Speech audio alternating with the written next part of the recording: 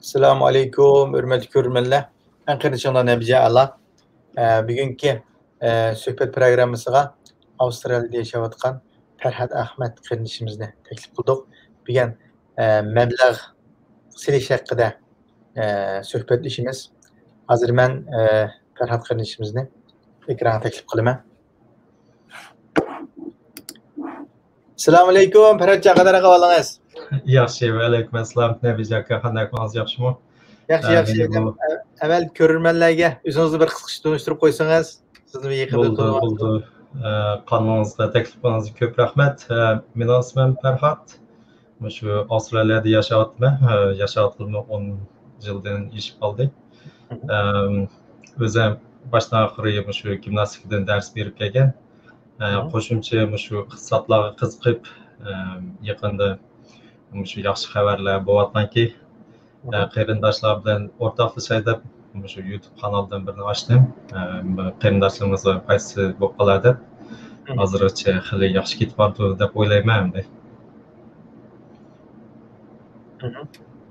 Asosli hamda şu hamda sizlar da YouTube kanallarınızda mı 15 kısımlı geldiniz deyim mening bilishimcha. 15 şu YouTube'la meyli aksiya bazarı olsun, meyli şu her xil pay çeklerinin türü olsun. Bu şekilde özünüzün düşüncesine qarindoshlarımızla ortaklaşıvatsınız. Bu doğruluk sözlep berseniz. İqtisad degan şekilde. Ben de bu iqtisodga rasmiy kirishishdan burun başta o'zimga mablag' soldim. Qanday deganda shu jiq kitob o'qidim. Shu iqtisodga oid shu cho'ng donliq arboblarning yozgan kitoblarini nimalarga diqqat qilgan. Shular bir 4-5 kitob o'qib bo'lgandan keyin shuni his qildim.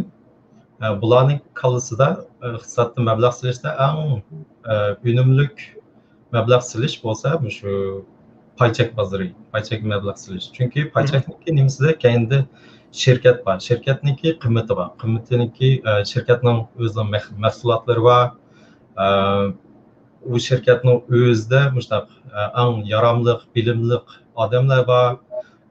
Shuningga qolgan mablag' solgan narsalar qaragan chog'da, masalan, oltin, hozirgi shunday moda bo'layotgan kripto deganlarga qaragan chog'da shu paychekni bakrak tavsiya qildik. Lekin hamda ularninki bu deyilishda shu bütün hamma tuxumlarni bir savatga solmanglar.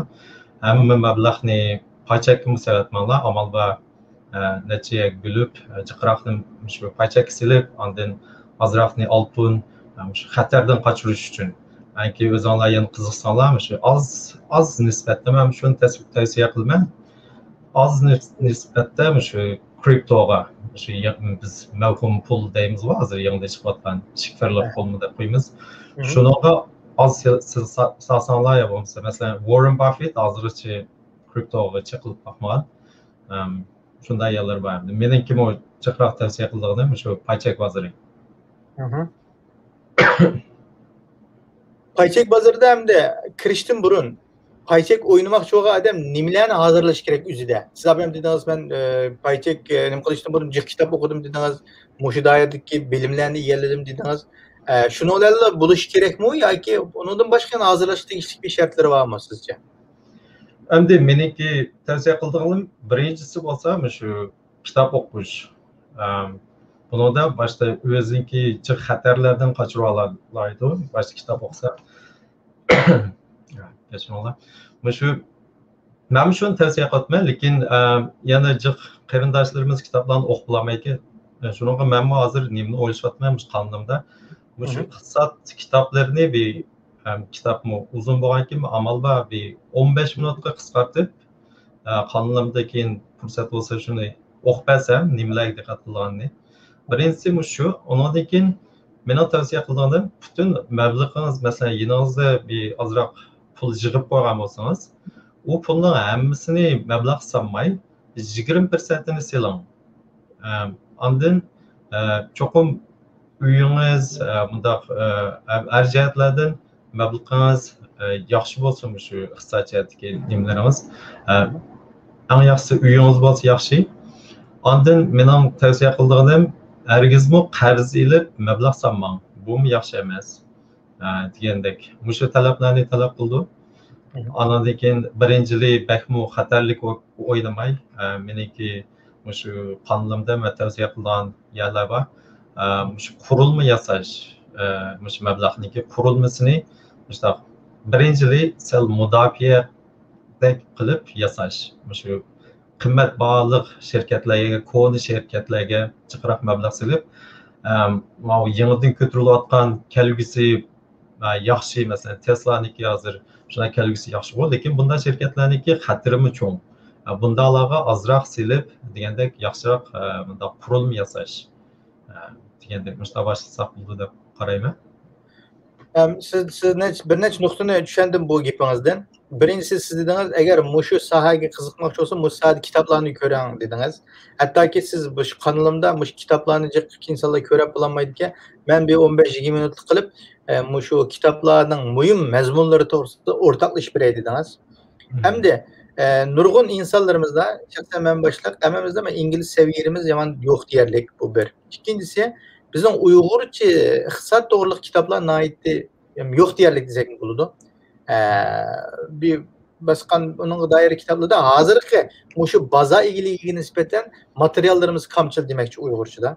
Hem de sizniki hozir deb berganingiz nihoyat yaxshi bo'ldi. Masalan, siz o'zingizning kanalida mushuning dair kitaplarni tarjima qilib berib, mushu ko'rurmanlarningki buni tushungisi va qarindoshlarimizning tushunishiga sababchi bo'lsa deysiz.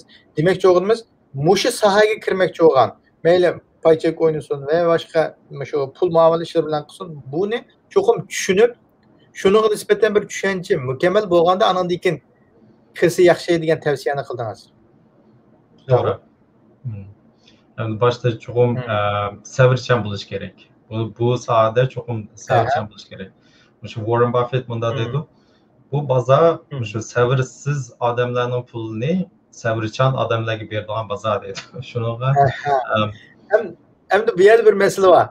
Mesela ben de bir gittim. Hem siz Avustralya'da devletiniz İngiliz dili. Hem de bu payçeklerin asaslık dili İngiliz dili bilişim ki. Oynayatkan bazanınki. Bu ötkelde İngiliz dili bilmege adamlığı nispeten bir tesiri bulamdı qanday oldu sizce? Menimcha ta'siri buldu. Şunuga men hozir qonunimda amal bormi shu to'liq Uyg'ur tilida so'zlayapman, lekin nurg'un yerlarga diqqat qilsangiz, men ingliz til shu ishlatishlarni qo'shib qo'yapman. Chunki qo'shib qo'yib, yana shu Uyg'urchasini deb bermanda, shu o'ynagan qarindoshlar ashunga diqqat qilib qolsin, ba'zan inchikiyalari bor, masalan, shu shirkatniki market cap deb qo'yma, bu degan bu shirkatniki butun shu qimmati degan gap. Mesela volume deb qo'yma, volume degan shu kundalik setilishi manchilik bo'ldi degandek. Ashlarni shu so'zlab o'tkazsam, har qitim takrorlayversam, esida qoldi deb o'ylayman. Sizning deganingiz to'g'ri, hozir bizniki nurg'un kitoblarimiz bor, lekin shu iqtisodiyotdagi kitoblarimiz o'zlariga yetarli emas. Ammo men bu jihatdan o'ylashdim, shunaqa shu kitobni so'zlab bersam, ham keyin meniki planim shu bir WhatsApp grup quramdim ya bir grup qurib, lekin qarindoshlar tushunmagan yerlar bo'lsa, mendan bevosita so'rab, nima qilsak bo'ldi deb o'ylashdim ham. Ayt yaxshi. Hamda iqtisodning nihoyat muhimligini hammamiz bilamiz. Dunyomi shu iqtisod bilan raqobatlashyapti, iqtisod bilan kurash qilyapti. Hamda iqtisod tepishda sizcha iqtisod tepishda iqtisodning kuchini hammani bilamiz, muhimligini bilamiz, ammo qanday tepish yo'lini bilmaymiz. Ba'zilarimiz iqtisod pulning qo'li olmaymiz, pulni qulqimiz deymiz, ammo buni mi qilolmaymiz?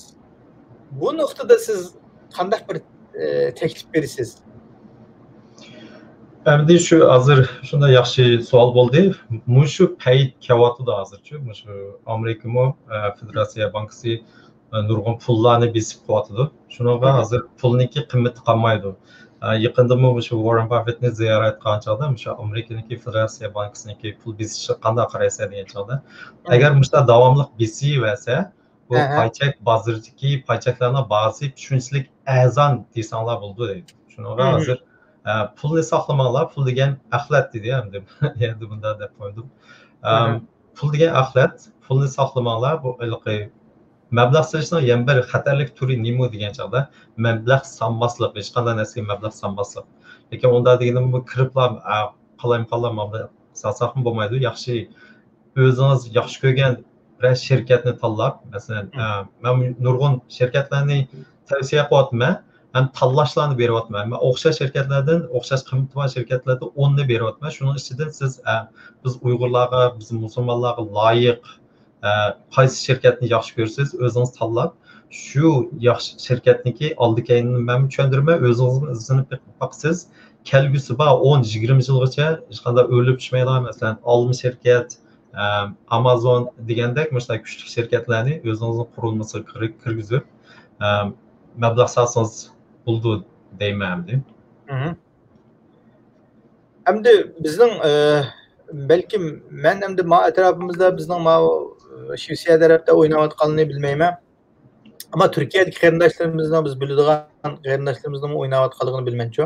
Hem Türkiye'nin öyle iqtisadi bir muqimsiz bir dolar bir gün öyle gitgan, bir gün çıkıdığan bir yerken hem de ma bizni yaşayotgan mayada bundaylıqı kuniga ya biz pul muameleler bilen birleşmek bilmemdik.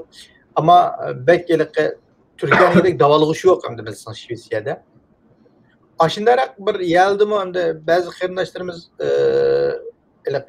artıq mablağı var. Yoki bo'lmasa Turkiyada mayliq o'zingiz bilasiz, boshqa narsaga qanday mablag' solsa, u pulning qo'rash nisbati, yo'qolib ketish nisbati yuqori bo'lg'achqa, paychek bozoriga ba'zi bir mushu sohadagi qarindoshlarimizning yetakchiligida qilayotgan ishlar bor, ammo u yerdami ba'zi qarindoshlarimizning shu yo tushunmasligimi yoki bozorning muqimsizligimi nurg'un ziyon tortayotgan qarindoshlarimizning ahvolini anglayapmiz. Hem de muşunun nispeten sizden kadar bir göz karşınız var sizinkini anlatmaksam. Türkiye'deki payçak pazarları hem de bence şirketlerini düşünmeyemem. Lakin hem de o şirketler panda diyen çağda bir xil resmi kelgüsünü göremeysiz. Mesela Amerika'daki payçakları karşınız mesela azı çıkılan Tesla kelgüsü de özü edildiği maşina. Tokluk maşina. Bu degan bütün hazırki müşün nefitli maşinalarını emisinden bazılarını öttürden mesela şirkette hem de. Şunda şirketlerden nurgunu var. Bunu biz disruptive innovation deyimiz. Bu degan aşırılık müşü dünyanı özgertadigan mahsulat degandek bunda. Mesela burun Nokia'nın emmadan işletdi, keyin disruptive innovation bulup alma çıktı. Alma çıkkandan keyin hech kim Nokia'ni ishlatmaydigan bo'ldi. Shunda shirkatlardan nurg'un. Lekin Turkiyaga qarsak, unda shirkatlarni ko'rolmaysiz. Unda davlatlarmi nurg'un. Mesela Xitoyniki jiq shirkatlarimi shundaq. Anki u yerdagi pachak solganlar qasaldi degan chog'da qisqa muddat o'ynaydi. Qisqa muddat o'ynagandan keyin ular nimaga diqqat qilib qoldi? Grafikga diqqat qilib qoldi. Grafikga kirib ketgandan keyin ashunga ishni bilan qoldi. Grafik çıktı o bu dedi. Lakin o degan meni göz qarshimda hamda bu grafikmi burun hamda 1970-80 yillari Amerikada shunday moda bo'lgan. Ba'zilar shuni ishlatib Nobel mukofotini olgan. Lekin keyin necha 5-10 yil o'tgandan keyin o'ziniki bu xato bir iqtisodniki xato yo'lga kirib qolganini ixro qilgan Nobel mukofoti olganlarmi? Çünkü bunun qarab bir narsa deyilolmaydi. Cho'qim bir shirkatniki oldikayni qarash kerak. Qanday to'xtam va kelgusi bormi bu mahsulotniki? Andan keyin bu shirkatniki ichidagi masalan boshliqlari, ishlamchilari qanday ketib bordi, rasmiy bir tuzum yaxshi bo'latamdi degandek. Mushtan narsalarga qarasa, texim yaxshi bo'ldi deyman. Hamda bu Turkiyaniki shirkatlari unsa nimasini ko'rolmaganki, jihatdan shu xato yo'lga kirib qoldik deb qaradim hamda. Hamma odamniki o'ziniki mablag' silish uslubi bo'ldi. Mening uslubim bo'lsa shu uzun yo'lga, uzun va'da unda mablag' silish 10-20 yildan keyin, andan keyin buniki kuchini ko'ra olasiz. Hozirlar mendan siz buni iqtisod shunda o'ynabsiz, necha pul topdingiz desa, men bu bir narsa deyamayman, lekin shu power of compounding deymiz. Şu uzun vadeniki kuchi, shunchalik kuchli, yaxshi tushundiganlar. Masalan, Warren Buffett 80 yil tirishgan, hozir 90 necha yoshga deyim. Oldingi 40 yilda shu keyindagi 40 yildan qaraganda necha asli jiq tirishgan. Oldingi 40 yilda shu 52 yoshga kirgacha topgan puli hozirgi butun pulniki faqatlam 1%. Keyindagi 40 yilda topgan puli 99% boyligi. Bu demak shu bu boyligimizni keyingi bağgan siri shunchalik jiqlab mavdi. Keyingi bağgan siri shunchalik kuchli bo'ldi. Bu shu power compounding ham uzun vadeli mablag'lashishning kuchi deb qarayman. To'g'ri. Endi men o'ylayman, iqtisod sohasiga to'g'ri to'liq tushunchim bo'lmag'achqa, bu sohada nurg'un kitob o'qimagan, ham anonlikin bu aksiya bozorini o'zimmo paychak o'ynab boqmagan bizse. Şu mayli jiq savollarni sizdan so'rab ololmadim. Ammo kallamga kelgan bunda bir savollar bor. Masalan, men iPhone deysiz siz, to'g'ri, iPhone'ning hozir 12, 13-ga qadam qo'ydi, sen nashri. Nayti yaxshi pul tepayotgan shirkatdan birisi. Ammo men bir shaxs qo'limda $5000 bor. Men hozirlam u nimaninki paychak bozorini setib olmayman, paylarini. Çoxum bir şərtim hazırlaş kerak deymi deməkçi. Qanda sahiblərdə məsələn məbləğ sağol buldu deməkçimi? Yo'q. Məsələn mən Almanın payını çekini setib almaqçı. Onu setiliş üçün mənim qo'limdagi $5000-10,000 yetməydi deməkçi. Yetəmdi, yetməmdi deməkçi. Yetidi. Hozirgi sahiblarda shu necha $100 bilan boshliq bo'ldi. Masalan, oldingi paychakka hozir $120. Bir paychak olsangiz bo'lgan sahiblar bor. Unda sahiblarning ba'zilari sal xatarlik. Odatki yaxshiraqlari shu o'zingizning davlatdagi o'zingiz ishlatgan bankaga berib, bankiniki sahiblisini ishlasangiz, menimcha uzun va'da o'ynaydiganlarga ancha qimmat kelmaydi. Ularniki sal qimmatroq, $100 bilan sog'il bo'lmaydi, balkim $1,000 bilan boshliq bo'ldi bir paychakka. Endi uzun va'da o'ynaydiganlar shu ba'zan shu paychakniki bazıg'imi olgan vaqtida sal diqqat qildi. Masalan, Almaniki paychakining bazasi hozir $120 bo'lgan bo'lsa, lekin u biroqlam o'sib $140 chiqqan vaqtida olsangiz, u balkim siz kelgusi 1 yil, 2 yildan keyingi bahasini olib qolsiz. Shunday yerlarga diqqat qilish kerak. Shunga bahasi sal tushgandirek mushta vaqtlarda olsa yaxshi deyman. Tamam. Bunda bo'lsa endi bizlarga hozir endi shu paychak bozoriga kirayli, mayli. Abi siz bir gapni yutib ketdingiz. Hozir shunday yaxshi fursat degan gapni bir necha qitim qayta takrorladingiz. Hozir qan nimaning yaxshi fursati demoqchisiz? Qaysini shuni ko'z tutmoqchi? Masalan, shu Cassie Wood deb bir ayol bor hozir, eng tanilgan shu iqtisodchi. Bu ayolniki ideyasi nima deydi desangiz, big idea deb hozir yangi chiqadi, shu necha haftaning oldida. Bu ayolmi shu Tesla'ni 2013-yillari bayqagan ayol, endi hozir shunday nom chiqib ketdi. Bu big idea degani hamda mushu ayol butun soha paychaklarning hammasi disruptive innovation dunyoni o'zgartiradigan mushu sohalarda. Masalan, qanday paychaklar bor desangiz, jiroq yo'lda uzun yo'lda turib, masalan, bir shaharda bir doktor turib, yana bir shahardagi bemorni davolaydigan, yo bo'lmasa operatsiya qiladigan, işte texnik narsalar. Andan keyin shu kompyuter sohalaridagi nurg'un yangidan chiqayotgan işte paychaklar bor, shu dunyoni o'zgartiradigan, masalan, yig'in ochilgan Zoom deymiz, yo bo'lmasa hozir uy oldigan ba'zan nimalar bor, applarmi chiqdi. Bunda bularmi disruptive innovation, sizni uyingizga berib, uyingizda sal tekshirib, rasm tortib, siz mancha pul sotmayapsiz, sizga ham shuncha pul berdi. Anaki ular u uyingizni avilib, o'zlari sotadigancha, misol shunda oson bo'lib ketgan yo'llarda hamdi. Bu dunyo hozir o'zgaradigan bir yerga keldi hozir. Bunda o'zgarib baxmoqlimi 20-30 yil bo'libdi-ku, shu kompyuter, internet chiqqandan keyin. Hozir nimani deymiz degan chog'da aqliy idrok, shu AI deymiz. Shu mesela Amazon'niki mi? Muş taraflarda taraqqiyoti shunday kuchli. Mesela hozir Amazon'dan bir narsa olsangiz, ularniki aqliy idrokki faqatla 5% ishlaydi. Keyin rasmiy 95% ishlagan vaqtida qanday bo'ldi degan chog'da siz ishdan tushib uyingizga kelsangiz, uyingizning oldida siz olmoqchi bo'lgan narsalar tayyor bo'lib turdi. Siz ularni olmagan amaliyotda biz o'sha Amazon chiqib men ma'ni olaman, ana olaman demagan. Lekin u Amazon'daki shu sistemasi aqliy idroki sizniki odatdagi turmushingizda ishlatadigan narsalarni hisoblab chiqib, nimalar lozimligini hisoblab, anaki o'zingizlar shu uyingizning oldiga olib berdi. Ondan keyin u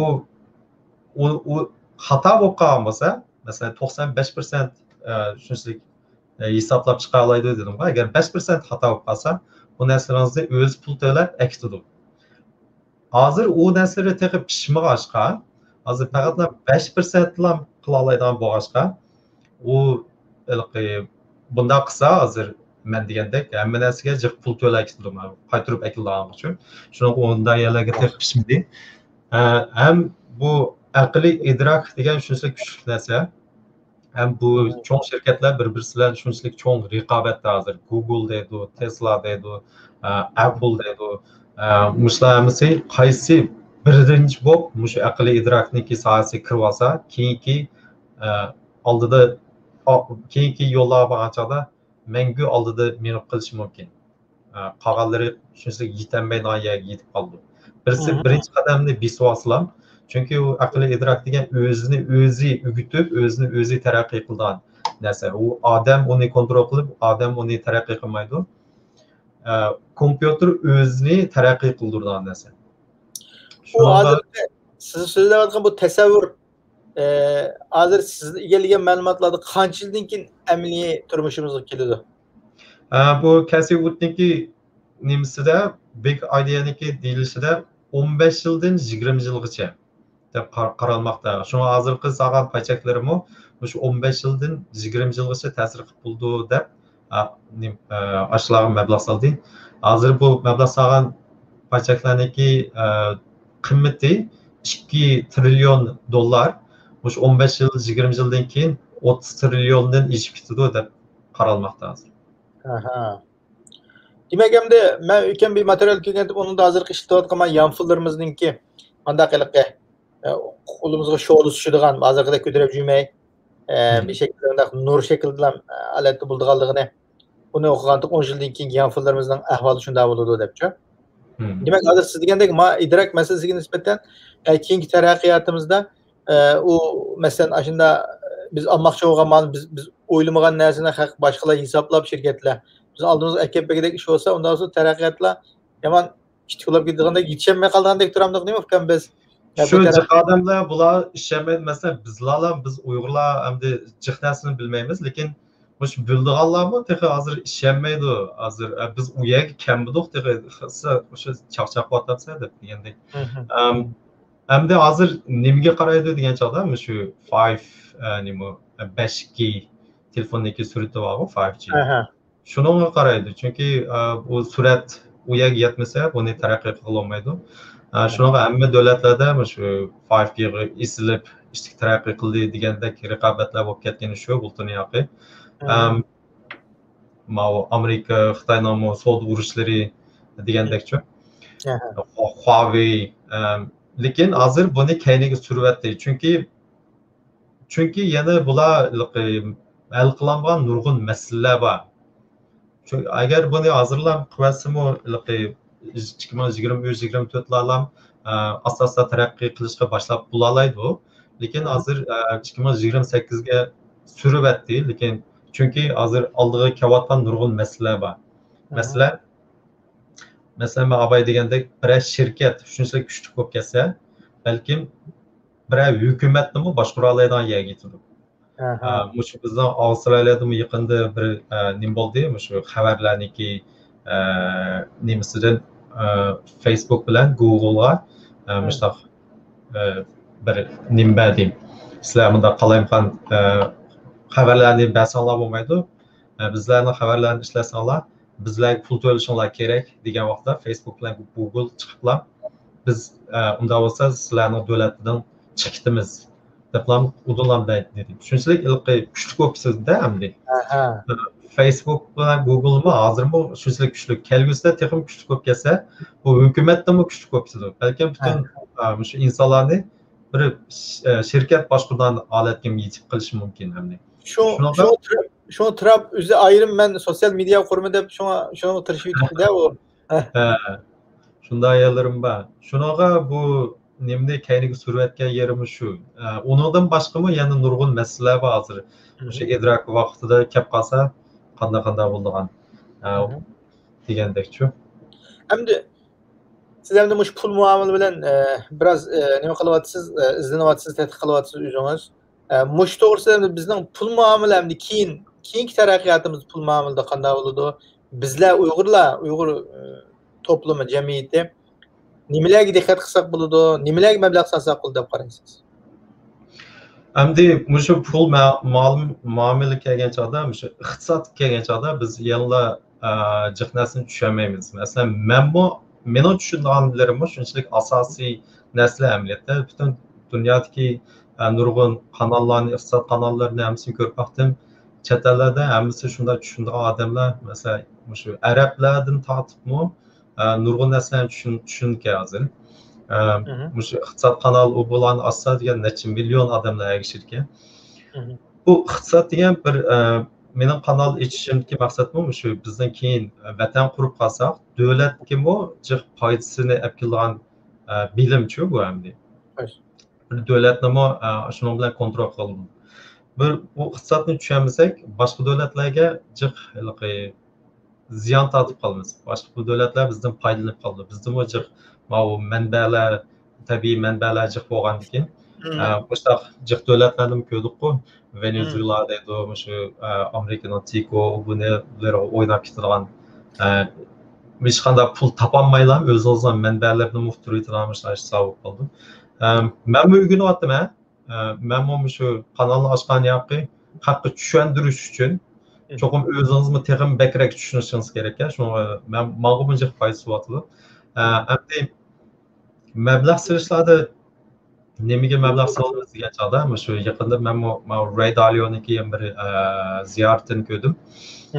Shu balkim yaqinda necha yilda shu pul paxalligi kelib chiqishi mumkin deb qaraldi.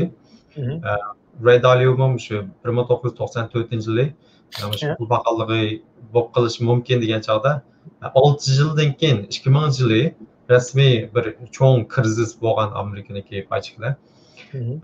Ray Dalio shunda dedi, hozir shu pul paxalliginiki nimasi kelishi mumkin dedi. Endi 4-5 yilgacha balkim kelib qolishi mumkin. Lekin keyinida yana bu odam nima dedi degan chog'da u riyosatchi shunda so'ragan, sen qanday tavsiyalar qilsan, nimalarga mablag' solish kerak, bu pul paxalligidan qanday qochish kerak degan vaqtida mening tavsiyalarim yana pulni saqlamanglar, pul degan axlat dedi. Shunaqa amal bor, o'zingiz men shu kanallarimda izlanib yana tavsiya qilman.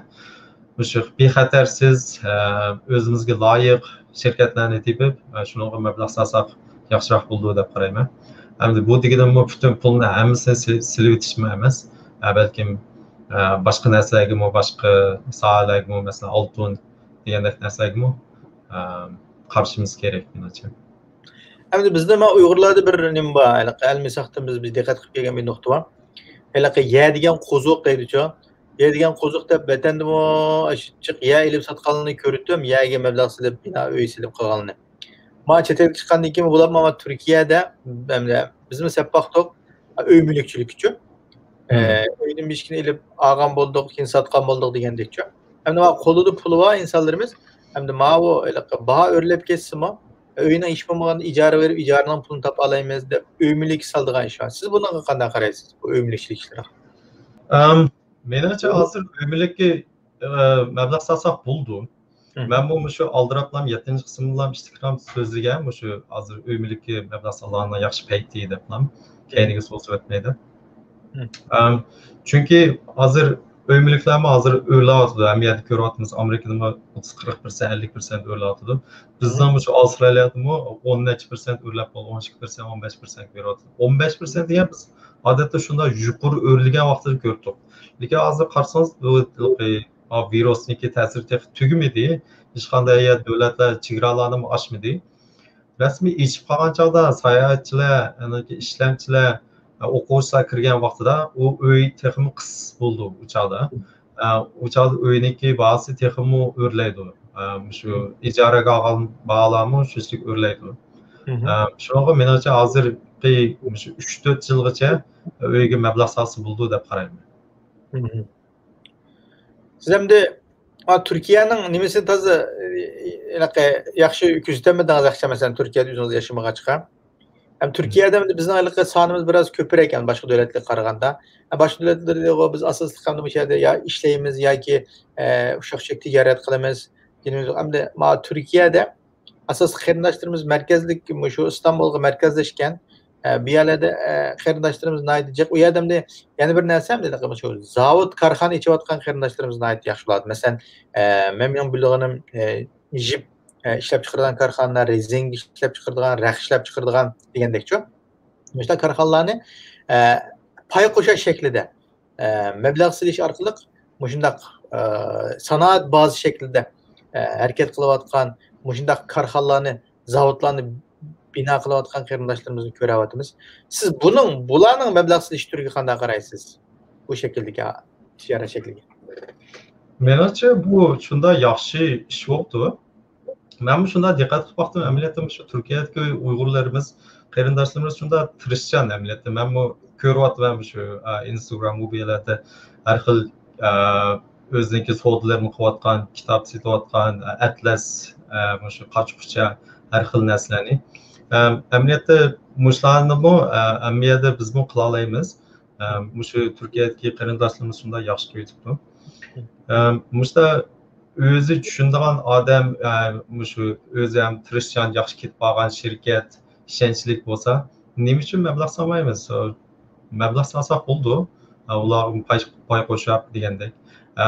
Endi buni rasmiyatni yaxshi qilib qonunli qilamiz, qonunli qilsak ishonchlik bo'ldi degan desa menimcha qonunli qism bo'ldi.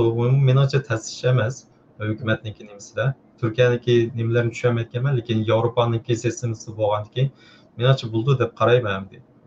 Avstraliyada bir shirkat qurib, mablag'i 1 millionmi, necha million yetsalam, shu paychak bozorga chiqarib bo'ldi-ki. Shunda rasmiylar qismi bo'ldi deb qarayman. Shundaq. Siz deganingiz yaxshi maslahat bo'ldimi shu? Agar shundaq taraqqiy qilgan shirkatlar, masalan, mening bilishimcha 30 million 50 milyon TL'ye mablag' sağaldığını haberim barço. Aşina mablag' silip iş kılıvadı demdi. Azgın iken 30 milyon diginimiz mi? 10 milyondan hali cık pulla hem de. Bizge nispeten cık pulla. Onda boğan dikin siz digendek şimdi payçek bazarıga aşla iltimas kılıp şu turuşluk devletleri de iltimas kılıdı o ne? Başka mesela Amerika'nın aksiya bazarı kırmızı o başka talep buludu şuna o. Şu. Üzünün turuşluq devletine aksiya bazarı kırman desem nayt yaxşı oldu eğer bu doğruluk izlensimi nayt yaxşı deb o'yladim ma gepingizdan. Demek aşağıdaki qarindoshlarla tarqaq ish qilishdan abim deganimdek hamkorlik shaklida azdan mesela o aksiya bazarida şu her adam şu pay qo'shadi hamda aksiya degan pay qo'shashdan tijoratga mesela. Şu. Şunun qarta pay qo'shash shakli orqali bir nimalarni bino qilsa hazırlasa. Siz degandek abim qidik mesela iPad şirketi mi, iPhone şirketi mi şu mesaj ishlab chiqarib pulni ko'paytirgan gap. Tesla mı şu mashinasini har xil shakldagi mashinalarni ishlab chiqarib ko'paytirgan gap shunami ya. Amazon mu şu? Amazon mu turli shaklda insonlar qulaylik shaklidagi mulozamatni qilish orqali nimani ko'paytirgan gapda iqtisodiy manbani. Şuna çıkan da Uygurlar mı bir şekilde meyli sanat bazı şekillendirsin, meyli mesut işlep çıkarsın, meyli bir şekildeki neslerini özünün etrafındaki insanlara payçık şekilde hasıl kılış filan bunun zoraysa siz degendek bu zorayış filan meblağı malum bir yer vargan diken hani kendin şu devletteki payçek bazarı iltimas qilib yerdimi payçek orqali texmi tijoratni taraqqiy qildisa yaxshi bo'ldi ekan deganni tushungan bo'ldim. Sizni hamda oxirida yana qarindoshlarimizga bir to'liqlab qo'ydigan men so'rayolmagan savollar bo'lsa yo'q qo'ysangiz.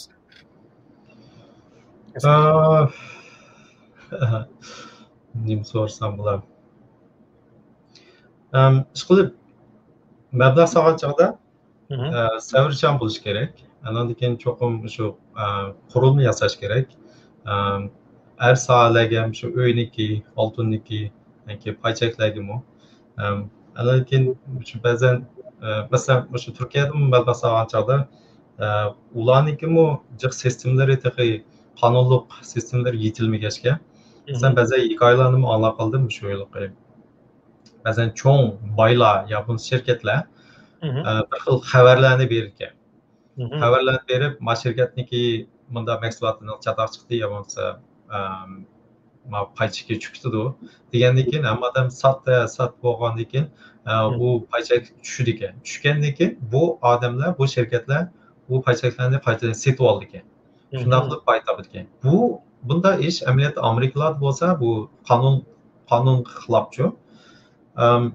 Shunday yerlarga diqqat qilsak, meniki tavsiyam amal va shu Amerikaniki bozorga kirsanlar, ishonchlik, shu qonunlarni qanday kirdi, qaysi sayt bilan ishlatamiz, shularni men so'zlab berman.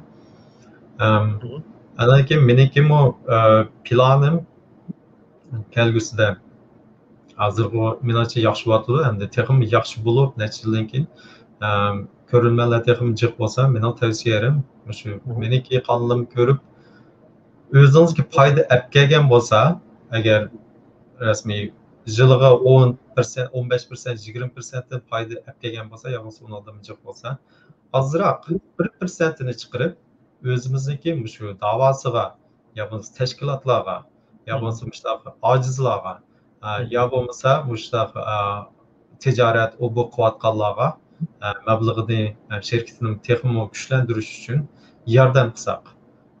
Chunki hammamiz deymiz, biz bir ekan bo'ldik, bizning ishimiz anda bo'ldi, tashkilotlar ishlarni yaxshi qilmayotdi deymiz. Lekin biz o'zimizni ko'rish kerak ba'zan masalalarni. Men nima ish qilib berdim? Men kuchimni chiqardimmi, so'zimni chiqardimmi yoki iqtisodiyotdan yordam qildimmi? Bu iqtisod shunchalik muhimchu, endi bir tashkilot uchun bo'lsin, ishlarni qila oladi. Degandek, endi shu o'zingiz ishlaydigan tashkilotlarga misol yordam qilsanglar deb men bu qonunimda shu maqsadda qildim endi. Kelgusida. Haydi yaxshi taklifdan birini berdingiz. Hamda shu pul topganda iqtisod fondidan birini shakllantirish orqali ham siz degandek turlarga mayli yaxshi faoliyat qilayotgan tashkilotlarimiz bo'lsin, mayli davoimizning kuchlanishi bo'lsin, shu davoning kuchlanishi uchunmi xalqimizning nurg'un iqtisodiyotimiz bo'lmaydi. Buning uchun nurg'un fidokor qarindoshlarimizni bu jarayonda xizmat qildirish uchun yana shu iqtisodga degan gap. Ham degandek mayli ma'rifimiz bo'lsin, o'zimizning Uyg'ur ma'rifi. Andan keyin mayli yangi korxonachilarimizni tarbiyalash bo'lsin, buning hammasi ketadi. Siz degandek iqtisod fondidan birini shakllantirib, har birimiz shu topgan pulimizdan ma'lum prosentini yo siz degandek 1% yo 2% ehtiyoj ahvoli qarta, imkoni qarta arisa, buningdan jug'langan mablag'ni siz degandek shu fond holatida shularga taqsimlab bersa nihoyat yaxshi bo'ladi. Hem davarimizning taraqqiyoti, hem o'zimizning kelajagimiz uchun nihoyat yaxshi bo'ldi deb o'ylayman. Haydi yaxshi suhbatlarni qildik deb o'yladim. Men zaten xo'sh bo'ldim bu suhbatimizdan. İnşallah ko'rganlarimiz buningdan o'ziga loyiq bir shaklda nasibasini oladi deb o'ylayman. Agar vaqt munosabati bilan menimcha bu şeyde hem qilsak gaplarimiz nihoyatcha keyingi taraqqiyotimiz ahvolimiz qarta bo'lsa, andan keyin siz o'zingizdan qonuningizdan ulanmasini menga yozib qo'ying. Bo'lsa siz bu ijtimoiy tarmoqlarda qonuningizning tashviqotlarni kengaytirib qilyapsiz. Bo'lsa qarindoshlarimizning qarindoshimiz Farhatjonning kanaliga abone olib, onu hem tarqatib qo'yishinglarni, hem darsliklarni anglab, uni keyin tushunib, mablag' solishga nisbatan aksiya bozorida kirishga nisbatan tushunchalarni hosil qilishinglarni umid qilaman. Buda ham yine Bo'ldi. Ko'p rahmat takliflarimiz. Kim? Allohga Bo'lsa emanet. ikki vaqtim yana fursatlar chiqar. Bo'ldi. Ha, Alloh yaxshi. Bunlarda yana xalqimizning agar ehtiyoji bo'lsa, savollar bo'lsa, agar inkas yeriga yozib qo'ysa, biz shuning qartan andan keyin yana xalqimiz o'rtoqlashadigan nuqtalarda yana programmalarni uyushtirsak bo'ladi. bo'ldi. Shunday bo'lsin. Allohga emanet. Ma'qulamsa Allohga emanet. Assalomu alaykum hurmatli ko'rmanlar. Bugun hamda programmamizni mechada oxirlashtiramiz. Ko'rganlaridek Avstraliyada yashayotgan inimiz Farhod bilan iqtisod mablag' solish to'g'risida ba'zi bir tushunchalarimizni o'rtoqlashgan bo'ldik. Buningda o'zimizga tegishli ekanimiz, to'g'ri yerlarni qabul qilsak xatolar kelib qolgan bo'lsa demakchi. Har biringizning shu qonunimizni qo'llab berayotganligiga ko'pdan ko'p rahmat aytaman. Yangi ko'rgan, yangi qonunimizni ko'rayotgan qarindoshlarimizning qonunimizga a'zo bo'lishini hamda tarqitib qo'yishni so'rayman. Hammanglarga Janob Alloh topshirib, assalomu alaykum va rahmatullohi va barakatuh.